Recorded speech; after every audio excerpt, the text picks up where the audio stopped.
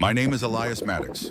The day we buried my father, I wasn't just saying goodbye to a man I was inheriting a war I didn't know had already begun. While I stood at his grave, delivering a eulogy with shaking hands, his closest friend and business partner filed legal documents behind my back, claiming the company my father and I spent decades building. No warning, no decency, just betrayal timed to the hour of the funeral.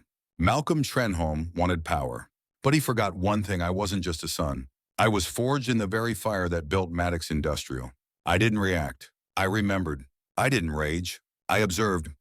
Every night, I studied the contracts, the clauses, the paper trail he hoped no one would trace. I learned his strategy like a language, and then I let him think I was broken.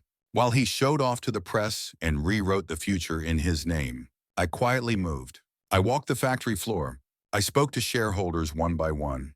I didn't ask for sympathy. I reminded them who built this place. I wrote real letters. I listened deeply. I waited until the moment was right. And when it came, I walked into the boardroom and didn't raise my voice. I raised my father's final amendment, notarized in binding, naming me his successor. Alongside it, proof of Malcolm's manipulation, his fraud, and his arrogance. 6 minutes later, it was over.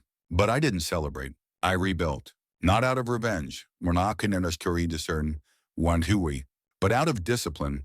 I brought in young engineers to fix what time and ego had cracked. I asked real questions. I dismantled hierarchy, replaced fear with vision.